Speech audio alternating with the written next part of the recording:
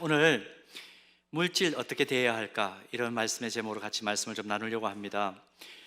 물질 정말 어렵죠. 평소에 대한민국 사람들이 제일 많이 생각하는 주제가 1위는 건강이라고 그럽니다. 그 다음에 거기에 버금가게 많이 생각하고 대화의 주제로 떠올리는 게 물질, 돈이라 그럽니다. 참 쉽지 않죠. 다루기가 쉽지 않습니다. 어떤 경제학자가 돈과 관련해서 이런 말 합니다. 돈에는 이름이 적혀 있지 않다. 그렇다 보니 따로 주인이 없다. 돈은 세상 모두의 것이면서 동시에 누구의 것도 아닐 수 있다. 그리고 돈은 검은 것을 희게 하고 추한 것을 아름답게 하고 나이 드신 분들도 젊게 하는 힘을 가졌다. 위에도 한마디가 더 있는데요. 죄 있는 자들도 죄 없게 만드는 힘이 있다. 우리 무전유죄라는 말 잘 알고 있죠.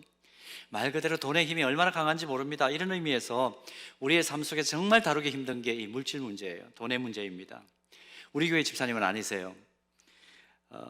남편 집사님이 어느 교회 대학 청년부 부장으로 섬기고 있는 여집사님 한 분을 만나서 이제 다른 사안들 때문에 만나서 이런저런 얘기를 하는데 한 번은 그러더래요. 남편이 퇴근하고 돌아와가지고 여보, 나 돈이 좀 많았으면 좋겠다. 그렇게 푸념하듯이 얘기를 하더래요. 뜬금없는 돈 타령에 왜요라고 물었겠죠. 남편 집사님의 대답이 그렇습니다. 당신에게 돈 많이 주려고.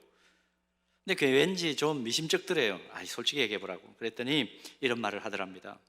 사실 당신에게 돈 많이 주고 싶다는 것은 농담 반 진담 반이고, 내가 지금 섬기고 있는 대학 청년부에 너무 삶이 어렵고 버거운 학생들 많아. 또 청년들도 많아. 요즘은 자정을 넘어서까지 아르바이트 하는 분들도 많으시죠? 자정을 넘어서 아르바이트하고 대중교통이 다 끊긴 상황 속에서 택시비가 없어가지고 집에까지 걸어 다니는 친구들, 8km를 걸어오는 친구도 있다고 그러더라고요. 등록금은 어떻게 국가장학금으로 융통할 수가 있는데 생활비 때문에 공부하는 것은 뒷전이고 아르바이트에 매달린 그런 형제들 또 자매들, 자기가 눈에 본다는 거죠. 눈에 선이 꼽힌다는 거죠. 꿈은 선명하고 또 그 꿈을 이루어갈 수 있는 능력도 있는 것 같은데 필요한 물질 때문에 시간을 낭비하는 청년들을 너무 많이 본다는 겁니다. 혹시 여러분들 그런지 모르겠습니다. 자기 몸 하나 둘 곳이 없어가지고 전전긍긍하는 어려운 친구들도 본다고 그래요. 하여튼 돈 쓸 때가 대학 청년부 지체들 보면 너무 많아. 그래서 나 돈이 좀 많았으면 좋겠어. 굉장히 여운이 남는 말이죠. 아마 우리 교회 믿음마을 부장님, 부감님들도 그럴 것이고 우리 소망마을 부장님, 부감님들도 아마 동일한 이런 생각들을 하지 않을까 싶습니다. 마음에 참 여운이 남는 말이에요. 사실 주님이 머리이신 교회가 하고 있는 사역을 한마디로 정리하면 물론 예배 제일 중요합니다. 다른 요소 다 있지만 그 중에 또 하나 중요한 요소는 뭐냐 하면 한 영혼도 은혜의 소외지대와 사각지대에 서 있지 않도록 한 영혼을 사랑의 복음으로 돕고 섬기고 세우는 사역이 교회의 중요한 사역입니다. 그래서 때로는 공개적으로 모든 사람이 알도록 돕는 방식을 택하기도 하고 때로는 오른손이 하는 일을 왼손조차 모를 정도로 은밀하게 나눔과 섬김 사역을 하는 것이 교회의 중요한 사명입니다. 여하튼 도움의 손길이 필요한 사람들을 외면하지 않고 손이 비어있는 지체들의 손을 따뜻하게 잡아줄 뿐만 아니라 그들에게 실질적으로 필요한 것들을 공급해주는 그런 사랑의 공동체가 교회예요. 그래서 나름대로 우리 서현 공동체에서도 그런 일들을 하기 위해서 애를 쓰고 여러 가지 프로그램들을 지금 만들어 놓고 있습니다. 여러분 힘들면 혼자 고민하지 마시고 여러분들의 교역자와 또 여러분들의 리더들과 꼭 상의를 하셔서 함께 힘든 부분들은 나누고 또 채워지는 그런 은혜를 경험하는 영적인 은혜의 선순환이 있는 그런 우리 교회가 되기를 바랍니다. 자, 이런 점에서 물질이라는 것은요, 선한 의도를 가지고 유효적절하게 활용하기만 하면 어려운 사람에게는 소망이 되고 힘을 잃어버린 사람들을 다시 일어서게 만드는 지팡이와 동력의 역할을 하는 굉장히 좋은 것입니다. 그런데 문제는 뭐냐 하면 물질을 선한 의도로 이용하는 차원에서 바라보고 선용하지를 못하고 오히려 물질에 압도당하고 물질이 가진 강력한 힘에 질질 끌려다니는 것이 오늘 우리의 문제라는 것이죠. 비유를 하자면 이렇습니다. 배가 한 척이 있습니다. 자, 이 배의 용도에 맞게 움직이려면 어떻게 해야 되나요? 물이 있어야 돼요. 물 위에 떠야 돼요. 물이 없으면 배가 뜰 수가 없습니다. 떠지도 못하고 가지도 못하는 무용지물이죠. 근데 자, 그 위에 떠 있다가 어느 순간 이 배 밑창에 구멍이 납니다. 그래서 물이 배 안으로 들어오기를 시작해요. 점점 물이 배 안으로 차게 되면 어떻게 됩니까? 침몰하고 말죠. 물질을 다스리고 물질을 다루고 잘 다루고 선용한다면 그 안에서 자유와 기쁨을 누릴 수가 있습니다. 그런데 물질이 우리의 마음과 삶을 지배하고 압도하는 상황이 되어버리면 물질 때문에 삶이 망가질 수밖에 없는 것이 우리의 현실이라는 것입니다.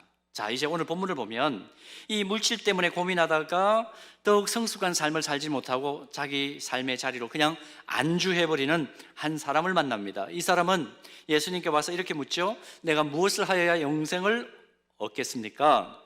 아주 심오한 차원의 질문입니다. 사람이 먹고 사는 육체로만 사는 것이 아니라 영생이 있다는 것, 영혼이 있다는 것, 영원한 세계가 있다는 것을 깨닫고 예수님께 질문하는 겁니다. 이 심오한 질문을 하는 사람 누구입니까? 오늘 본문을 보면 재물이 많은 한 사람 이렇게 표현을 했습니다. 근데 똑같은 상황을 기록하고 있는 공간복음들이 있죠. 마태복음 19장을 보면 이 똑같은 사건이 기록되어 있는데 이 사람을 어떻게 소개하느냐 하면 청년으로 소개합니다. 청년으로. 또 누가복음 18장을 보면 누가는 어떤 관리라 그렇게 밝힙니다. 그러니까 이 사람의 정체성 뭐죠? 부자이면서 젊기도 하고 관직에 있는 공무원입니다. 오늘날로 표현하면. 객관적으로 볼 때 이 세상을 살아가는데 전혀 남부러울 것이 없는 그런 성공 가도를 달리는 사람이에요. 제가 지금 굉장히 말을 빨리 하죠. 뽀로뚜게를 하기 위해서 제가 지금 준비를 하는 겁니다. 스페니쉬도 해야 되기 때문에 잘하지는 못하지만. 자, 근데 좀 빨리 따라오셔야 됩니다. 내용이 많기 때문에 오늘 전달하려고 하는 내용이 조금 많아서. 근데 이런 사람이 예수님을 찾아와서 성공 가도를 달리는 세상 사는데 남부러울 것이 없는 이 사람이 와가지고 묻는 거예요. 어떻게 하여야 내가 영생을 얻겠습니까? 모든 것을 갖춘 젊은이로서 자신의 당대만 염두에 두는 것 아니고 먹고 사는 것에만 집중하지 않고 보이지 않는 영적 세계, 영생을 생각할 정도의 깊이를 가졌던 것을 보면 정말 괜찮은 젊은이입니다. 예수님도 그렇게 생각하셨던 것이 분명한 것이 본문 21절 서두를 보세요. 예수께서 그를 보시고 사랑하사, 무슨 말입니까? 사랑스럽게 보셨다, 인정받은 거죠. 근데 이런 부자 청년 관원이 진지한 질문을 했을 때에 예수님께서 이렇게 대답해 주십니다. 본문 19절 말씀 보면 계명들을 지키라 그렇게 말씀하죠. 근데 그때 청년의 또 리스판스가 뭐냐 하면 기가 막힙니다. 나는 어려서부터 지금 말씀하신 계명들을 다 지켰습니다. 평범한 청년이 아니에요. 비범해요. 예수님께서 지키라고 말씀하신 명령들, 계명들이 뭔지 본문 19절 다시 한번 볼까요? 이렇게 기록되어 있네요. 내가 계명을 안 하니 살인하지 말라, 간음하지 말라, 도둑질하지 말라, 거짓 증언하지 말라, 속여 빼앗지 말라, 내 부모를 공경하라. 쉬운 것 있습니까? 냉정하게 따지면 조목조목 따져보면 어느 것 하나 쉬운 게 하나도 없습니다. 진정성을 가지고 온전하게 지켜내기가 너무너무 어려운 요소들이에요. 아무리 봐도 이 부자 청년은 자신의 삶에 있어서 기준이 분명하고 절제와 균형 감각을 가지고 신실하게 살아온 것임에 틀림이 없습니다. 당시 유대인의 율법을 기준으로 본다면 영생은 따놓은 자리입니다. 예수님의 시각에서도 사랑스럽게 보실 수밖에 없는 그런 사람입니다. 그런데 이런 젊은이를 향해서 예수님께서 본문 21절에서 영생에 대한 또 하나의 조건을 말씀을 해 주시죠. 예수님의 말씀을 우리가 쓰는 일상적인 용어로 한번 정리를 해보겠습니다. 야, 너 참 대단하구나. 그런데 말이야, 지금 너에게는 한 가지 부족한 게 있어. 너 너무 가진 물질이 많아. 물질이 많으면 근심이 많아지거든. 물질이 많으면 많을수록 더 가지고 싶은 것이, 욕심이 부려지는 것이 인간의 속성이야. 그러니까 네가 가진 것을 족하게 여기고 가난한 사람들에게서 나눔을 좀 실천해라. 예수님 그렇게 말씀해 주시죠. 그리고 본문 22절을 보면 예수님의 이 말씀에 대해서 부자 청년이 어떤 반응을 보입니까? 그 사람은 재물이 많은 거로 이 말씀으로 인하여 슬픈 기색을 띠고 근심하며 가니라. 그렇게 그 다음 행동이 나옵니다. 여러분, 오늘 이 본문을 통해서 먼저 우리가 교훈받을 수 있는 아주 중요한 깨달음은 뭐냐 하면, 예수님께서는 부유한 상황이나 물질을 많이 가졌다는 그것 자체를 정죄하지 않으셨다는 것입니다. 이건 분명해요. 그리고 그 반대로 가난을 결코 미화하지도 않으셨습니다. 성경을 좀 읽으신 분들, 제가 지금 이렇게 말하니까 예수님께서 부자가 천국에 들어가는 것은 낙타가 바늘 귀로 들어가는 것과 똑같다라고 말씀하시지 않으셨나요? 재물이 많은 것은 분명히 좋지 않다고 말씀하신 것 같은데요, 그런 생각이 얼핏 드시죠? 산상수훈에 보면 마태복음 6장 24절에 물질에 관련해서 예수님께서 이런 말씀을 하신 적이 있습니다. 마태복음 6장 24절, 한 사람이 두 주인을 섬기지 못할 것이니 혹 이를 미워하고 저를 사랑하거나 혹 이를 중히 여기고 저를 경히 여김이라. 너희가 하나님과 재물을 겸하여 섬기지 못하느니라. 이 말씀을 보면 재물과 하나님은 완전히 대척점에 서 있는 것입니다. 다시 말하면 신앙과 부를 축적하는 것은 이거 완전히 양극단이라는 것이죠. 이 두 주인을 한꺼번에 섬길 수 없다, 그러니까 선택하라, 그 말씀으로 들립니다. 물질을 정죄하는 것 같은 그런 느낌이 듭니다. 그래서 이 말씀을 문자 그대로 받아들여서 그리스도인과 교회는 돈을 철저히 배격하고 부를 축적하는 경제 활동도 하지 말아야 된다, 그런 극단적인 입장을 취하는 기독교 역사 속에 이단들도 있었습니다. 그러나 이것은 예수님의 말씀을 오해한 거예요. 자, 예수님께서 하신 마태복음 6장 24절부터 한번 보겠습니다. 여기에 재물이라는 단어가 나왔죠. 너희가 하나님과 재물을 겸하여 섬기지 못하느니라. 하나님과의 대척점에 써 있는 이 재물, 이 재물이라는 단어와 오늘 우리가 본문을 펼쳐놓고 있는 마가복음 10장 22절에 기록된 재물이라는 단어는 번역은 똑같이 한국말로 재물이라고 되어 있지만 이건 헬라어로 보면 완전히 다른 단어예요. 지금 우리가 보고 있는 마가복음 10장 22절의 재물이라는 단어는 크테마라는 단어가 기록되어 있습니다. 이 단어의 뜻은 소유, 우리가 통용하는 일반적인 재화, 또 사용수로 등가의 원칙에 의해서 주고받는 돈, 이런 가치 중립적인 의미로서의 크테마라는 단어를 오늘 본문은 사용하고 있고, 지금 마태복음 6장 24절에 나오는 하나님과 재물을 겸하여 섬기지 못하느니라, 여기서 사용된 재물이라는 단어는 여러분 많이 들으셨을 거예요. 맘몬이라는 단어입니다. 번역이 똑같이 되어 있지만 다른 단어예요. 경제활동에 사용되는 돈이나 물질은 크테마, 마태복음 6장 24절에 기록된 이 맘몬이라는 단어는 아람어에서 나온 단어입니다. 가나안의 여러 토속신들 가운데 돈을 신뢰하고 숭배하는 신, 맘몬, 우리 맘모니즘 이렇게 말하죠. 물질주의 이렇게 말할 때 맘몬이라는 단어를 많이 씁니다. 한 사람이 두 주인을 섬기지 못한다, 이 예수님의 말씀은 돈 자체가 하나님을 대적하는 위치에 있다, 그런 의미가 아닙니다. 돈 자체는 그건 가치 중립적이에요. 중요한 것은 뭡니까? 물질주의에 빠져가지고 돈을 신격화시켜가지고 하나님보다 돈의 힘을 더 신뢰하고 나아가 숭배까지 하는 돈의 힘에 좌지우지되는 그 상태, 맘모니즘에 빠진 그 상태를 의미한다. 이제 정리가 되십니까? 부자 청년, 그런데 크테마라는 단어를 듣고 난 이후에도 근심하여 떠나갔습니다. 그 이후에 이 사람의 삶이 어떻게 되었는지 성경에는 기록이 없습니다. 예측할 수는 없지만 이 부자 청년의 한계는 뭐예요?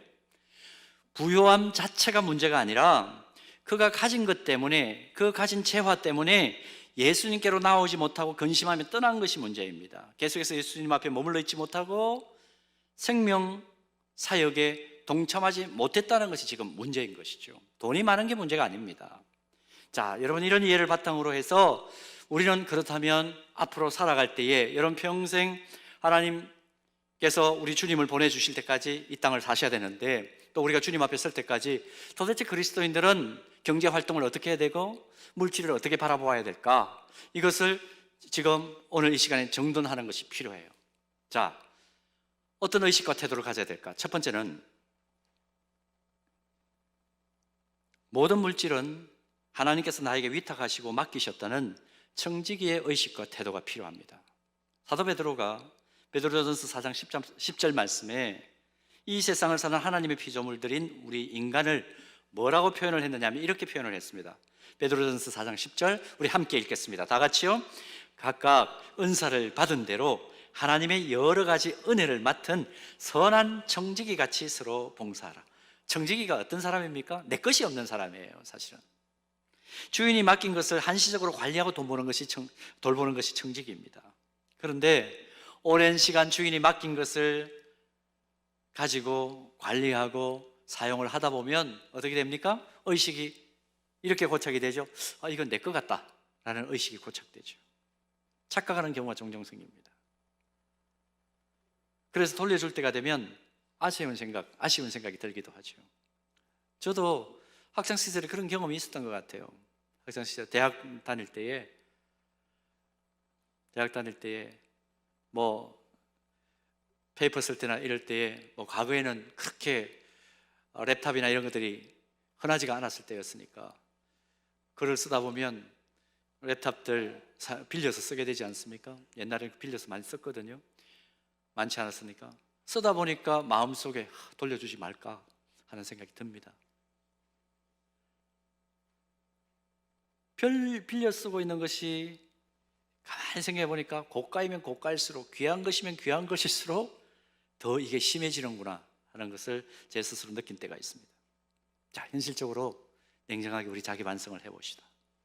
우리의 생명, 우리의 몸, 우리의 건강, 나에게 주어지는 물질, 원래는 다 내 것 아닙니다.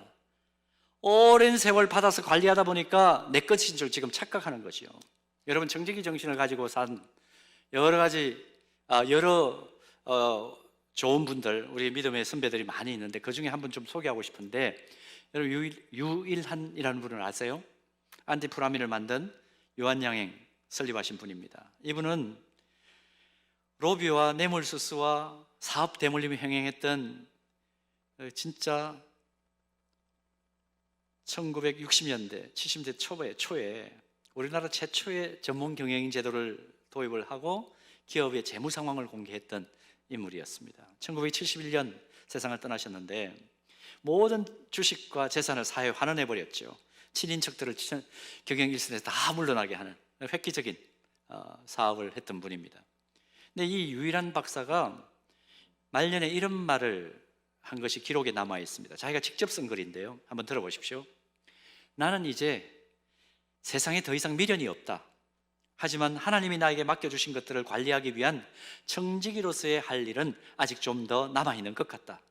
살면서 누리는 모든 것들이 지금은 나의 소유처럼 보일지 모르지만 하나님께서 부르시는 순간에 우리는 이 땅에 그 어떤 것도 가지고 갈 수가 없다.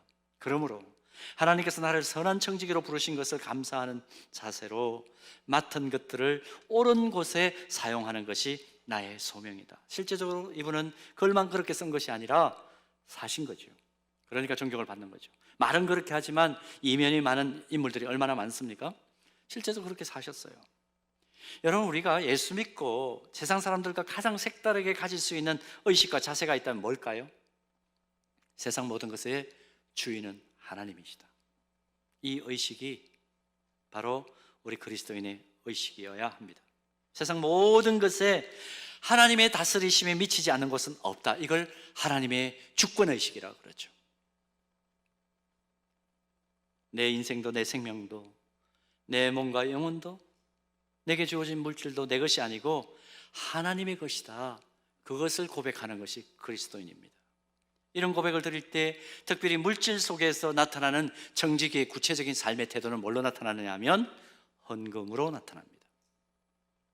하나님께서 다 주셨는데 그 중에 그냥 일부를 드리는 게 아니라 예배 시간에 봉헌이 들어가 있을 때 일부만 이거 어쩔 수 없이 드리는 것이다가 아니라 내 삶 가운데 모든 것이 하나님의 것인데 그 중에 가장 소중한 것을 내가 구별하여 드릴 수 있다면 좋겠다. 그 마음으로 하나님 앞에 내 소득의 11조를 드리고 헌금을 드리는 것입니다. 그러니까 헌금 기도할 때에 여러분 이렇게 기도하면 안 돼요. 하나님, 내 소유한 것 중에 가장 적은 것을 드립니다. 일부를 드립니다. 그거 아니에요. 가장 FM 헌금 기도는 하나님, 오늘 헌금을 드립니다. 내 삶의 가장 소중한 것을 따로 구별하여 하나님께 올려드립니다. 그것의 액수가 많고 적음이 문제가 아니라는 것이죠. 하나님 앞에 돌려드려야 된다는 사실을 인정하는 청지기 정신의 실천이 구체적으로 삶 속에 드러나는 것, 그것이 그리스도인의 물질관입니다.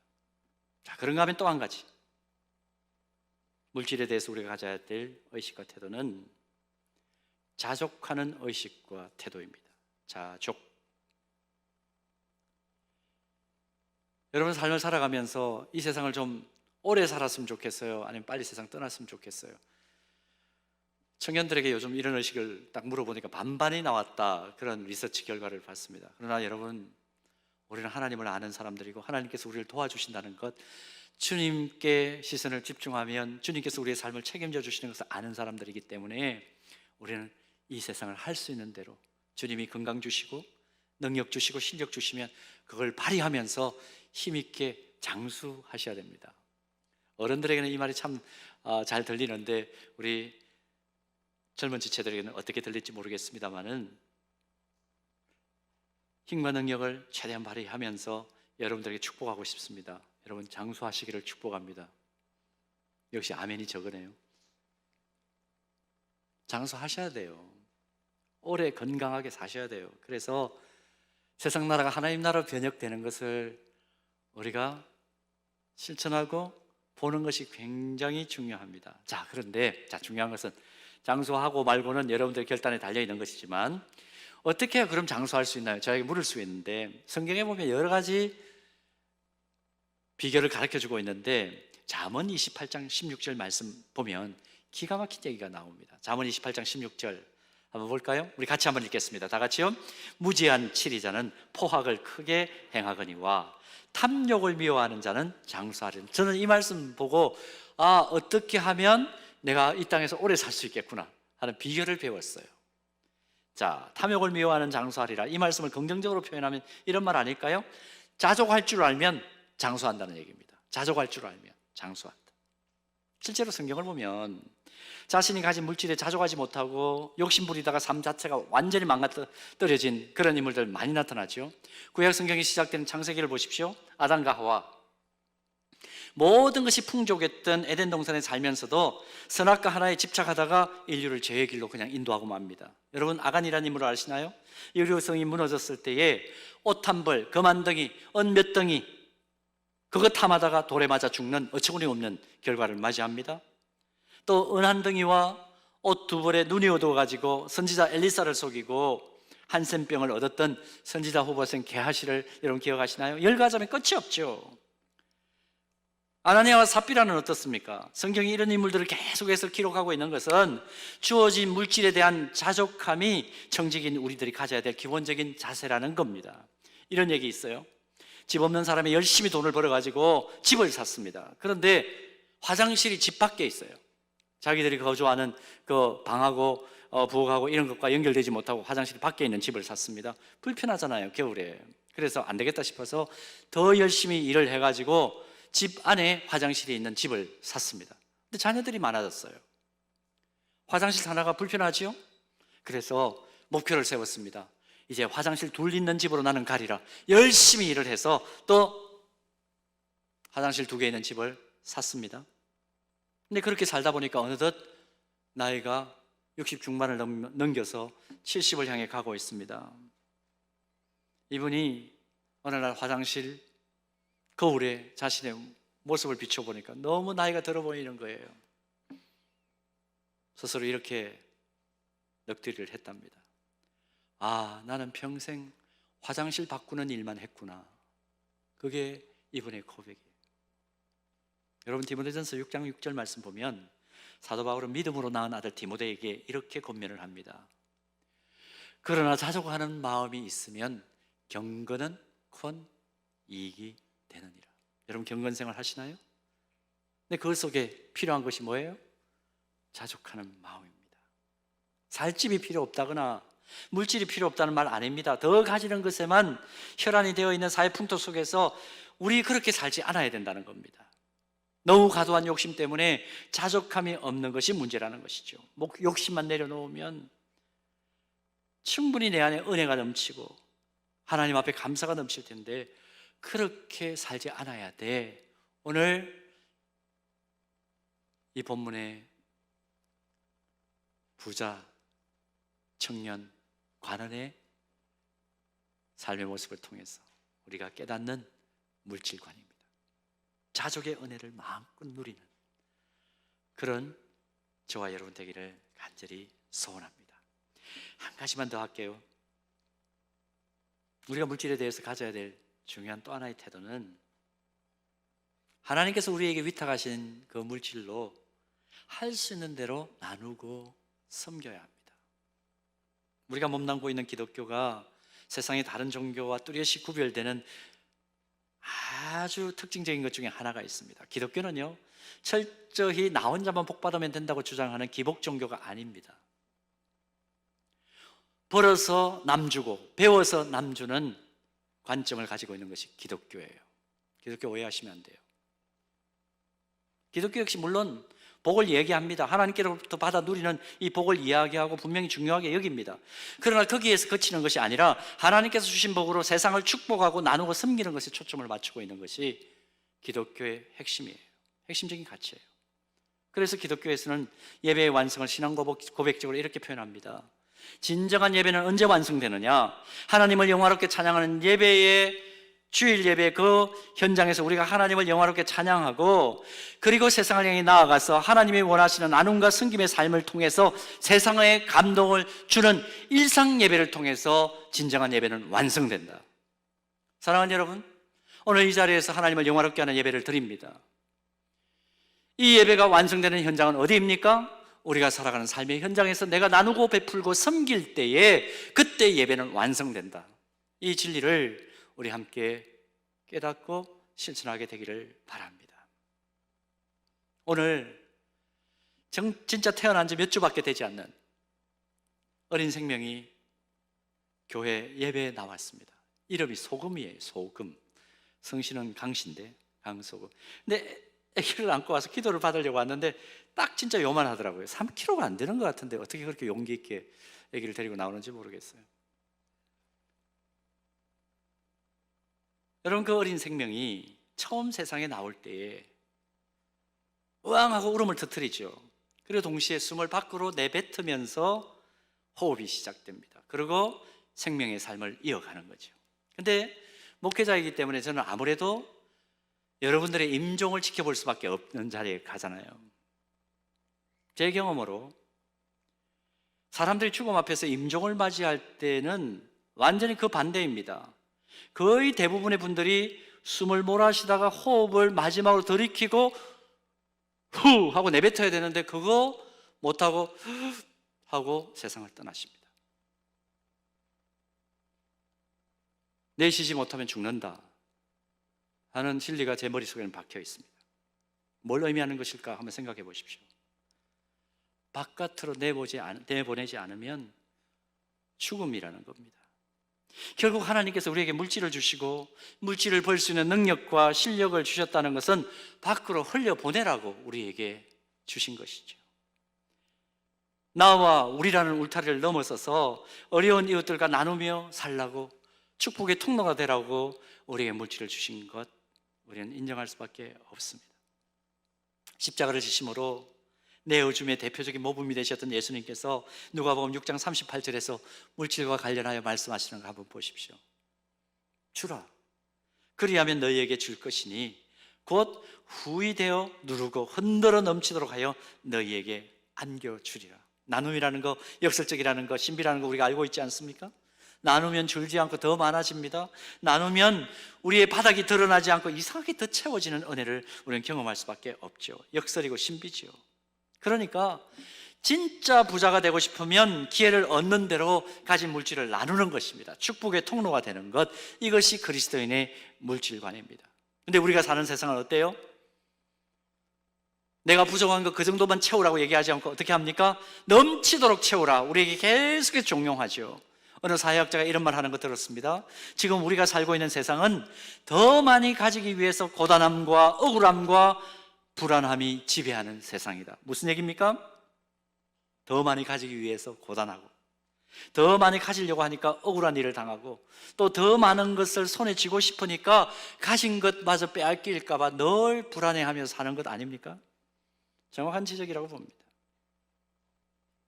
물질에 대한 이런 시각을 가지고 있는 세상에서 우리가 다름을 보여주고 세상에 감동을 줄 수 있는 방법이 있다면 오늘 주님이 가르쳐 주시는, 성경이 가르치는 물질관, 재물관을 갖는 것입니다. 모든 것이 하나님께로부터 왔다는 것을 인식하고 나에게 주어진 모든 것이 내 것이 아니라 나는 청직이다. 그리고 자족하는 가운데 할 수 있는 대로 나눔과 섬김의 삶을 실천하며 일상을 사는 겁니다. 여러분, 이런 말 있죠? 우리가 대화하는 가운데 가장 많이 등장하는 주제가 그것이 하나님일 가능성이 크다. 나의 하나님일 가능성이 크다. 제가 시작할 때 뭐라고 얘기했습니까? 사람들이 평소에 대한민국 사람들이 가장 많이 대화할 때 등장시키는 주제가 1위가 뭐라고 그랬어요? 건강이라고 그랬습니다. 근데 그거에 버금가게 2위를 차지하는 것이 돈입니다. 분명한 것은 돈 자체가 잘못된 건 아닙니다. 문제는 우리의 의식과 행동이 돈의 지배를 받고 있는 것이 문제이죠. 그러나 하나님의 사람들이 분명히 기억할 것이 있습니다. 아마 여러분들도 이 진리를 알고 있으니까 제가 묻는 물음에 답을 한번 메꿔 보십시오. 자, 여러분, 우리가 그렇게 많이 생각하고 말할 수밖에 없는 주제인 이 돈은 주시는 이도 누구이십니까? 한꺼번에 확 거두어 가시는 분도 누구이십니까? 하나님이십니다. 여러분, 이 진리를 아시죠? 그러므로 돈이 신으로 추앙받고 있는 만몬이 지배하는 세상이지만 돈의 주권자이신 하나님 신뢰하면서 청지기로서 자족하며 더 널리 나누고 더 깊이 섬김으로 하나님의 기쁨이 되는 진짜 하나님의 자녀가 되기를 축복합니다. 혹시 이 자리에 경제적으로 많이 어려운 분들 계세요? 일단 권면합니다. 기도하십시오. 모든 것을 풍성하게 주시기를 원하시는 하나님 앞에 기도하는 거 필요합니다. 그리고 혼자만 끙끙 앓지 말고 여러분 공동체에, 특별히 이 영적 공동체 여러분들의 리더들에게 나누십시오. 그리고 교회가 함께 그 빈 공간을 채울 수 있도록 기회를 주셔야 합니다. 모르기 때문에 돕지 못하는 일들도 너무 많아요. 그래서 체험을 받으셨어요? 그 다음 어떻게 해요? 나보다 더 힘든 이들에게 나누고 베풀어서 진짜 미리 천국을 경험하는 은혜를 맛보는 겁니다.